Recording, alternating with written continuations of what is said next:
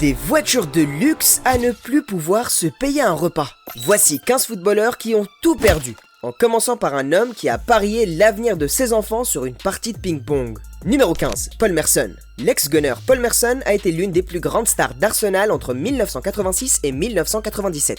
Et avec de nombreux trophées à son actif et une carrière qui s'est prolongée jusque dans les années 2000, il avait de quoi vivre confortablement. Mais derrière cette carrière brillante se cachait une histoire sombre que personne ne connaissait. L'ancien milieu de terrain d'Arsenal a commencé à jouer au jeu d'argent à l'âge de 16 ans, ce qui lui a coûté 7 millions de livres au cours d'une bataille de 30 ans. Cette addiction au jeu l'a conduit à une vie marquée par la cocaïne, l'alcool et 2 mariages ratés.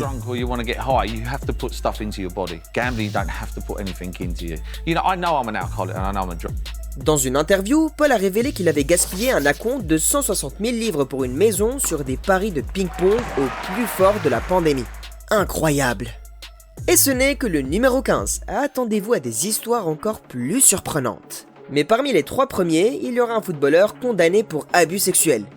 Et un joueur si perturbé qu'il a perdu sa virginité avec une chèvre.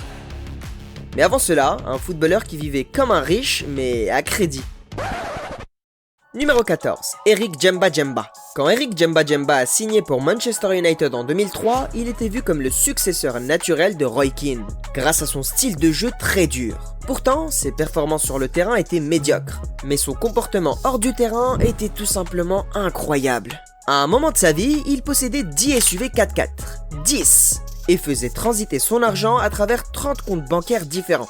Mais derrière ce style de vie luxueux se cachait un jeune footballeur qui ne savait pas gérer son argent. Malgré un salaire de 75 000 livres par mois, il comptait uniquement sur ses primes d'apparition et de victoires pour survivre. Avec ses nombreuses dettes, son salaire de 75 000 livres était entièrement absorbé par les remboursements de prêts. Et après son transfert à Aston Villa, Djemba Djemba, encore joueur actif, était déjà déclaré en faillite par un tribunal de Birmingham.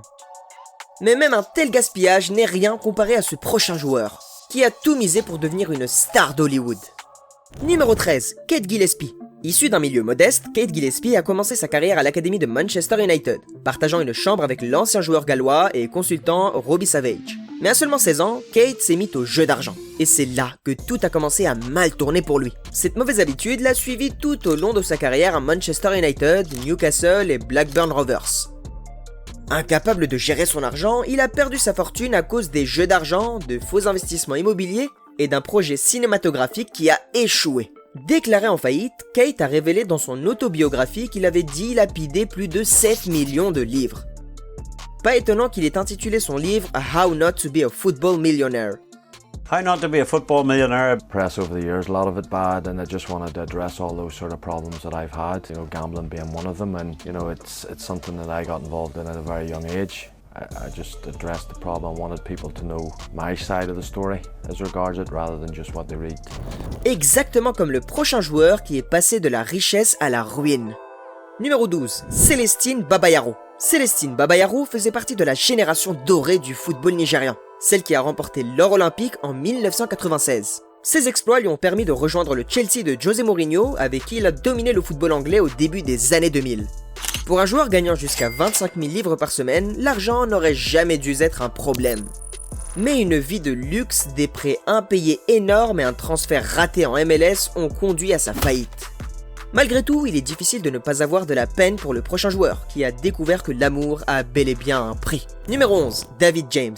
Considéré par beaucoup comme une légende de la Premier League, David James a détenu le record du plus grand nombre de clean sheets en Premier League. À son apogée, il jouait pour des clubs comme Liverpool et Manchester City, tout en étant le gardien titulaire de l'équipe d'Angleterre. Son charisme lui a permis de poser pour de grandes marques comme Armani et H&M, cumulant plus de 20 millions de livres au cours de sa carrière. Mais même les mains les plus sûres n'ont pas pu sauver sa vie sentimentale. Un divorce coûteux en 2005 l'a ruiné. Et en 2014, il a été déclaré en faillite. Ses dettes étaient tellement énormes que le tribunal lui a ordonné de vendre la plupart de ses biens pour s'acquitter de ses créances. Mais même une histoire aussi triste que celle-ci ne figure pas dans le top 10. Car parmi nos 3 premiers, nous parlerons d'un joueur qui a perdu sa virginité avec une chèvre. Et d'un autre qui a tout perdu, y compris sa femme et ses enfants. Mais avant ça, intéressons-nous à un footballeur qui a failli mourir après être devenu ruiné. Numéro 10, Lee Hendrie. Lee Hendrie n'était pas une superstar de la Premier League, mais avec 14 saisons passées à Aston Villa, il reste une légende du club. Avec une carrière de plus de 15 ans, Hendry a gagné suffisamment d'argent pour vivre confortablement à la retraite. Cependant, de mauvais investissements dans l'immobilier et l'industrie cinématographique ont entraîné des pertes énormes. Mais alors qu'il tentait de remettre de l'ordre dans sa vie, le désastre a frappé. Hendry a perdu plus de 2 millions de livres après son divorce. Peu de temps après, il a été déclaré en faillite. Il était fauché. Et c'est là que les choses ont empiré. Dans une interview avec Paul Merson, Hendry a confié ceci. Bad depression, really. I obviously ended up going bankrupt.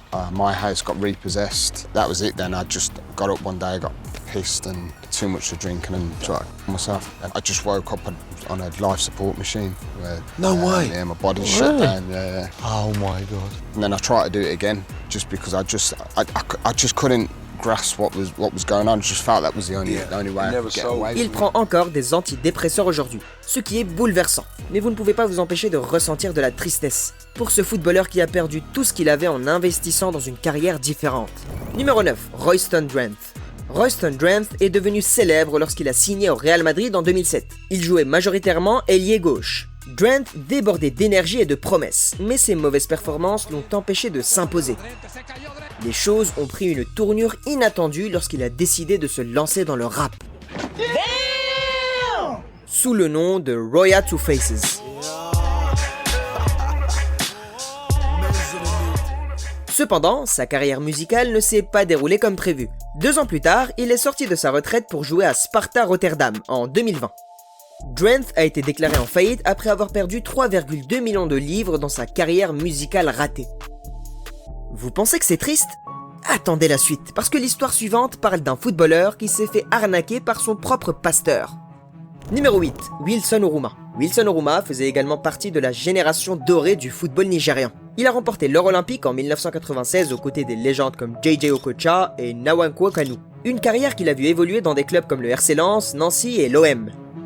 Il avait de quoi vivre heureux pour le reste de sa vie. Enfin, c'est ce qu'il croyait. En 2018, il a été rapporté qu'Oruma souffrait de troubles mentaux, après avoir perdu toute sa fortune dans une arnaque liée à un investissement dans le pétrole et le gaz orchestré par un pasteur. Mais même une telle trahison n'est rien comparé au prochain joueur qui s'est retrouvé face à face avec la police. Numéro 7, Paul Gascoigne. Considéré par beaucoup comme l'un des meilleurs meneurs de jeu de sa génération, Paul Gascoigne était exceptionnel pendant ses années de gloire, à tel point que le Musée national du football l'a décrit comme le footballeur anglais le plus talentueux de sa génération. Mais après sa retraite, les choses ont mal tourné. Il a lutté contre la dépression et la toxicomanie, enchaînant les séjours en cure de désintoxication. En 2010, Gaza s'est présenté sur les lieux d'un face-à-face entre la police armée et un homme armé. Il a affirmé être l'ami du criminel et avoir apporté une canette de bière, du poulet, une canne à pêche, un maillot de Newcastle et une robe de chambre. Il a ensuite admis avoir bu excessivement et sniffé 14 lignes de poudre blanche avant d'arriver sur place. L'ancien maître du jeu de Newcastle, Tottenham et de l'équipe d'Angleterre a failli être déclaré en faillite en 2016, après avoir gaspillé plus de 20 millions de livres. Mais même cela n'est rien comparé à ce joueur qui a détruit sa vie à cause de la drogue. Numéro 6, Diego Maradona. Diego Maradona est sans doute l'un des plus grands footballeurs de tous les temps. Mais en plus de son talent incroyable, il aimait la controverse. La plus célèbre reste la main de Dieu, lors de la Coupe du Monde de 1986. He said it was the hand of God. I said it was the hand of a rascal. No, it's not cheating. He knew he'd cheated, and the hand of God was the biggest load of nonsense of all time, and just added to the irritation. I couldn't reach it, and Shilton was already there, so I couldn't head it, so I did like that. Maradona just walked away from Hoddle then. Maradona. Et sa bataille contre l'addiction au... Pour un joueur du calibre de Maradona, l'argent n'a jamais été un problème. Mais en 2009, il a été déclaré en faillite après que les autorités italiennes ont annoncé qu'il devait 37 millions d'euros d'impôts non payés de son époque à Naples. 37 millions d'impôts. Imaginez combien d'argent il avait gagné. Mais vivre une vie de gaspillage n'est pas un très bon signe. Malgré un salaire de 2,7 millions de dollars en tant qu'entraîneur d'Al-Wassal à Dubaï, il aurait laissé derrière lui seulement 75 000 dollars sur son compte bancaire à sa mort. Mais même l'un des plus grands vilains du football n'a pas réussi à entrer dans notre top 5. Car à partir de maintenant, les histoires deviennent encore plus choquantes. Nous nous rapprochons du top 3 des footballeurs qui ont tout perdu, en commençant par un joueur qui voulait tellement être Pablo Escobar. Numéro 5, Quincy Promes. Ailier talentueux et habile, Quincy Promes a connu une carrière réussie en jouant pour des équipes comme le Spartak Moscou, Séville et l'Ajax. Il a été élu meilleur joueur de l'année en Russie en 2017 et reste le meilleur buteur étranger de l'histoire de la première ligue russe. Mais malgré ses succès sur le terrain, c'est sa vie en dehors du football qui a fait les gros titres. En 2023, Quincy Promes a été condamné à 18 mois de prison pour avoir poignardé son cousin. Et alors qu'on pensait que cela ne pouvait pas être pire, il a été à nouveau condamné à 6 ans de prison par la justice néerlandaise. Pour avoir participé à la contrebande de 1360 kg de poudre blanche en 2020. On peut dire qu'il voulait vraiment être le Pablo Escobar du football. Récemment arrêté à Dubaï, Promes risque de tout perdre s'il est extradé aux Pays-Bas. Vous pensiez que Maradona était la seule superstar de cette liste? Attendez de découvrir le prochain joueur. Numéro 4, Ronaldinho. Peut-être le footballeur le plus spectaculaire de tous les temps. Ronaldinho était un pur plaisir à regarder au sommet de sa carrière. Mais en dehors du terrain, lorsqu'il ne souriait pas pour les caméras, il aimait faire la fête et fréquenter les clubs de nuit. Avec des passages au PSG, au FC Barcelone et à l'AC Milan, Ronaldinho avait gagné assez d'argent pour vivre confortablement toute sa vie. Enfin, c'est ce qu'on croyait. En 2018, il a été rapporté qu'il lui restait que 5 livres sur son compte bancaire après avoir accumulé 1,75 million de livres de dettes. Il a essayé de vendre ses propriétés pour rembourser ses dettes, mais sans succès. En conséquence, le gouvernement a saisi son passeport, ou du moins, c'est ce qu'il pensait.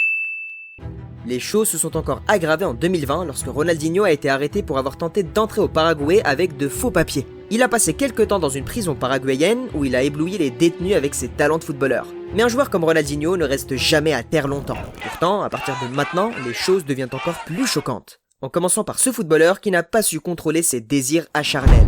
In other news today, a court in Spain has found the former Barcelona and Brazil footballer Dani Alves guilty of raping a woman in a Barcelona nightclub. He's been sentenced to 4.5 years in prison, although he could appeal. Numéro 3, Dani Alves. Autrefois le footballeur le plus titré de tous les temps, Dani Alves a eu une carrière enviable. Avec des trophées remportés à la Juventus, au PSG et au FC Barcelone, il est sans conteste l'un des meilleurs joueurs de sa génération. Mais comme beaucoup de Brésiliens, Alves aimait faire la fête. Et c'est lors de l'une de ces soirées qu'il a commis l'erreur de sa vie. En décembre 2022, Dani Alves a été condamné à 4 ans et demi de prison pour une agression survenue dans une boîte de nuit à Barcelone. Well, essentially the court ruled that Dani Alves had forced us in a toilet on that victim and basically convicted him to 4.5 years. Le défenseur a également été condamné à verser une indemnité de 150 000 € à sa victime, une somme qu'il ne possédait pas. Heureusement pour lui, son ami et ancien coéquipier Neymar lui est venu en aide. Il a eu la chance d'avoir quelqu'un pour le soutenir, contrairement à ce prochain joueur qui a tout perdu, y compris ses proches. Numéro 2, Emmanuel Eboué. Bien qu'il n'ait pas remporté de nombreux trophées, la carrière d'Emmanuel Eboué a un grand succès. Il a joué aux côtés de légendes comme Thierry Henry et Didier Drogba. Il a amassé une fortune en jouant pour Arsenal, où il vivait dans un manoir et conduisait des voitures de luxe. Mais cette joie a vite été remplacée par une sombre réalité. Après un divorce amer avec sa femme, il a perdu la garde de ses enfants. Et tous ses biens ont été attribués à son ex-femme. La situation était tellement catastrophique qu'il a dû se cacher de la police et des huissiers pour éviter de transférer sa maison à son épouse. Dans une interview, Eboué a révélé qu'il dormait par terre, lavait ses vêtements à la main et avait envisagé le suicide à plusieurs reprises. C'est sans aucun doute l'une des histoires les plus tragiques du football. Mais même celle-ci semble moins choquante que ce qui arrive au numéro 1. Numéro 1, Garrincha. Pour ceux qui connaissent l'histoire du football, le nom de Garrincha est synonyme de pure excellence. Doté d'un talent extraordinaire, Garrincha a émerveillé le monde avec ses dribbles, à tel point qu'il a été comparé au légendaire Pelé. Mais malgré une carrière brillante, incluant 2 Coupes du Monde, sa vie en dehors du terrain était troublante. Né avec une colonne vertébrale déformée et des jambes mal formées, Garrincha a commencé à boire de l'alcool très jeune, connu aussi pour ses nombreuses aventures sexuelles. Il a perdu sa virginité à l'âge de 12 ans avec une chèvre.